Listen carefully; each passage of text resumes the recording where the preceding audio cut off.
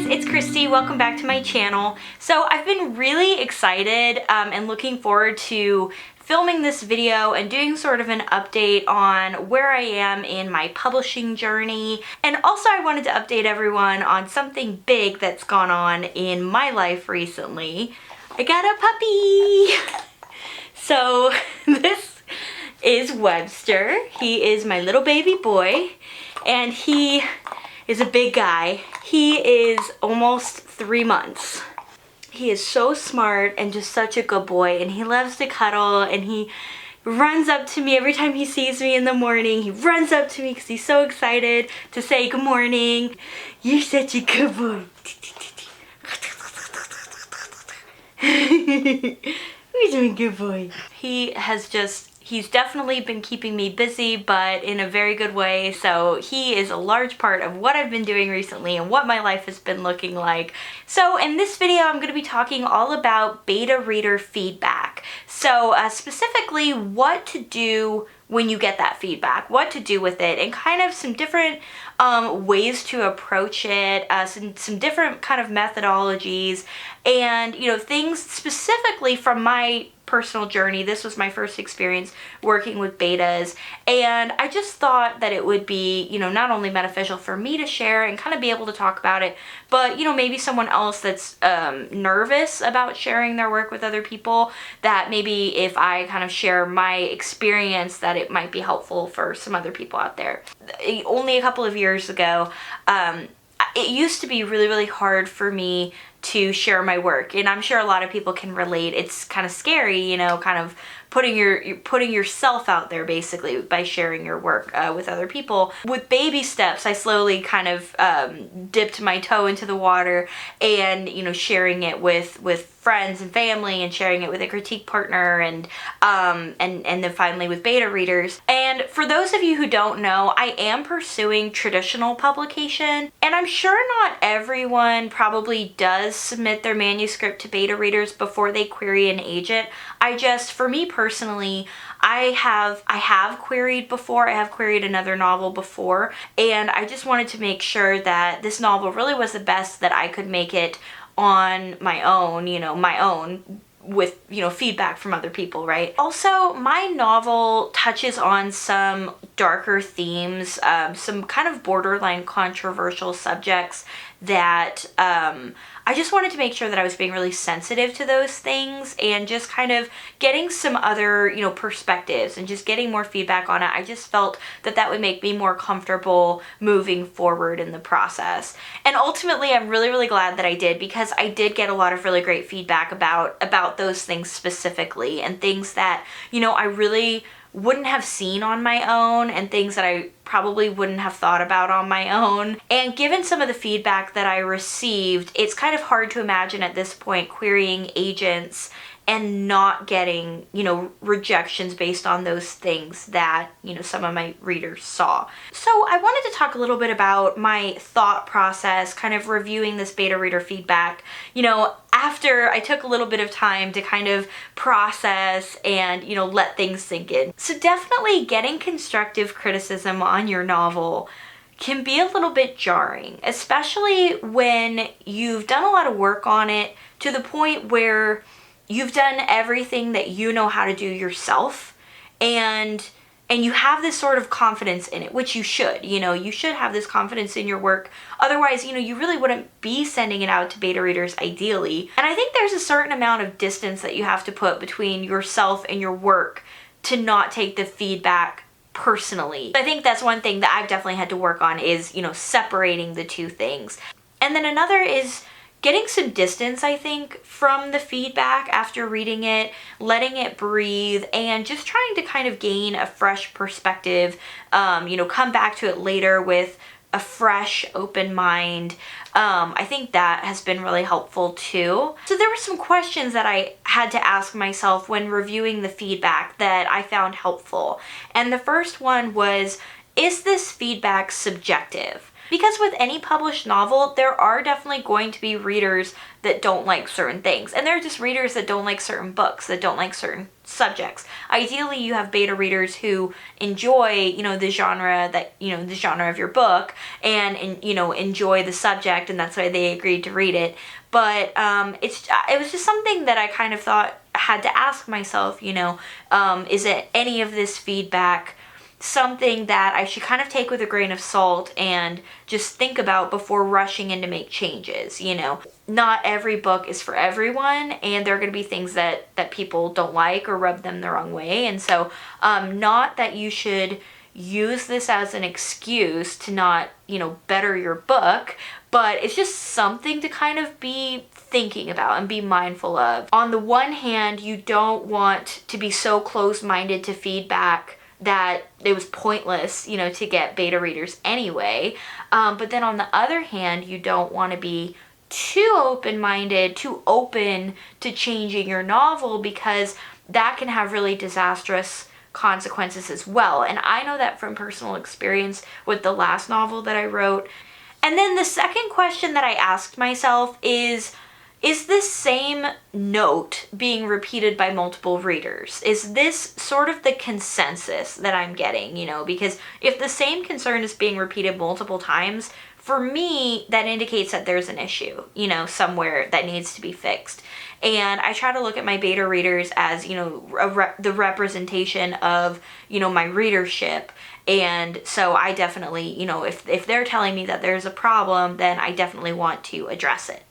And then this next one I think is really important as well, and it is that the solution that your beta readers provide may or may not be the right solution, for your novel. And I bring that up again for kind of the trigger happy writers, and I definitely was there myself in my previous novel.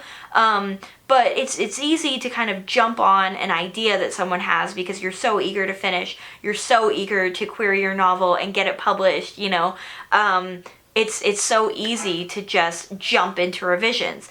But I think it's important to kind of take a step back and just take a second and really ask yourself if, the idea, the solution that they're suggesting, really aligns with the story that you wanted to tell. And one thing that I've kind of learned in my professional life is that a lot of the time there are easier solutions to problems, and so I like to try and brainstorm for those easier solutions first, and if those don't work out, then kind of explore some other ones. And this next one is something that I don't think I actually encountered in my experience, but it's definitely something to mention and to be aware of, and it's that you might not agree with all the feedback that you get, and it's okay. You should give yourself permission to respectfully disagree, because there's personal preference, and people just have different ways of thinking, and people are different, and that's okay. And this next one I think is the most important, and it is to be grateful for your beta readers, to be grateful for their feedback. And I really just try to remember and focus on, how much time these people are investing in reading my work and giving me their feedback. And ultimately, at the end of the day, they're trying to avoid, hurting your feelings. They probably are trying to be delicate and sensitive with their feedback, but they're also trying to help you make your work better. And that's ultimately what we want. The other thing I think it's important to think about is that your beta readers are giving you feedback that if you just went ahead and queried an agent and your agent rejects your manuscript, most likely they're not going to spend that time giving you any sort of feedback or giving you any sort of idea of what didn't work for them or how to improve your work. They really don't have the time for that. And just again, from my experience, I didn't get any of that feedback. Okay, so after reviewing all of my beta reader feedback, like I mentioned, I definitely had to take some time to kind of process everything. And a lot of questions were raised for me, but there were some foundational elements that I kind of had to go back to and ask myself, how can I stay true to the story that I want to write while also addressing these concerns. So there are some books that have been helping me lately. I just thought I would mention them briefly just in case anyone else is looking for some resources. One of them is The Emotional Wound Thesaurus. Another one is Hero and Heroine Archetypes. Another one I've really been loving is the Character Arc Workbook. And if you're interested in any of those, I'll link them down below so you can go read more about them. I just wanted to mention them really briefly here. But another thing that's been really helpful for me is just reading, you know, finding some more comps, books that are similar to my own or have, you know, either in the same genre or similar subject matter that I can read for some inspiration and just kind of get my wheels turning a little bit. And then I also updated my beat sheet from the Save the Cat Writes a Novel beat sheet. There are a couple of changes that I'm making to the plot that affect a couple of the beats. So I updated that as well. And then one other thing that I'm going to be doing before I start implementing these changes into my novel is doing a read through of the latest draft. So I am a stickler for consistency. It drives me nuts when I find consistency issues. And so I think for me it's just really important because of some of these changes that I'm going to be making. I need to identify all the places in my novel that are going to be affected. I would prefer not to do a full rewrite. It may still happen depending on how much I identify in this read through. I would prefer not to rewrite it because I do have a fear of it changing too much, you know, and becoming something different, and, you know, maybe the wild creative side in me kind of taking over and you know, going too far. I do want to keep these edits contained for the integrity of my story, you know, not because I'm afraid, you know, I'm being lazy and afraid of doing too much work. It's more just, you know, the integrity of the story and all the work that I've already put into it. So I decided for this read through that I wanted to actually print it out physically in hard copy and make my notes on it. I typically do this digitally, but I just thought it would be a good experience and maybe kind of help me look at it a little bit more objectively. So I actually printed and bound my manuscript all by myself at home. I did not use a binding machine. So if anyone is curious about how to do this, let me know, because I'm thinking about putting together like a really quick blog post about it. It definitely wasn't as hard as I thought it was going to be, but I also have an inkjet printer and it has a setting on it where you can print on both sides, and I know not everyone has one of those, and like because the printer I had before, I don't think I was able to do that, so it definitely depends on that. One other thing I wanted to mention about the printing process, or actually rather the formatting process for printing, I decided that you definitely want to check your margins, because if you don't have enough space in the margins, it's really hard to make notes.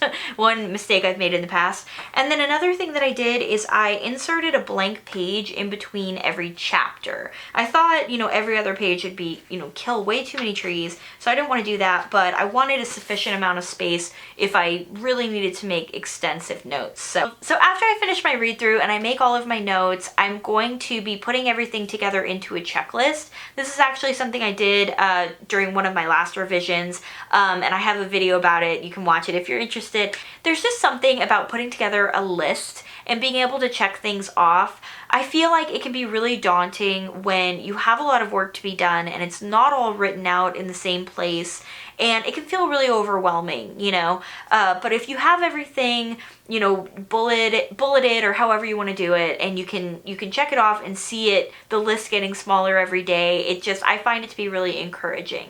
Okay, so after I've put together my checklist, I'm going to begin revisions, and so implementing all of those changes into my novel. And I do plan on querying after that point if all goes well, if everything goes according to plan. So I'm going to hold off on revising my NaNoWriMo novel, and I think I'm going to give myself the next 3 months to finish this novel and hopefully start querying by June. That's my new timeline, is start querying by June, and at that point I can start getting ready for for July Camp NaNoWriMo and the work that I'm going to be doing there, which I'm really excited to talk more about at that time. And then I think after July's Camp NaNoWriMo, I think that is when I'm going to start revising my NaNoWriMo novel. And that way I'll have several months to work on that before Preptober for the next NaNoWriMo. So I just wanted to take a second and thank any beta readers of mine who may be watching this video. Thank you so much for your time and your efforts and your thoughtful feedback. I really, really appreciate it, and I know that my novel is going to be, you know, so much better after implementing these things. And if anyone out there is interested in more videos on working with beta readers, definitely let me know. I have some other topics in mind, but I want to make sure that people are interested in that. And if you're interested in even more writing topics, definitely check out my blog. I've been doing a lot more blogging recently, and also my Pinterest account. I've been doing a lot of work on my Pinterest lately. I have a lot of boards that really inspire me and get me excited about writing and about my novels, so definitely check that out as well if you like Pinterest. I'll link it down below. So that's all I have for this video. Thank you all so much for watching. I hope that you subscribe if you haven't already so that you don't miss future videos, and I'll see you all next time. Bye.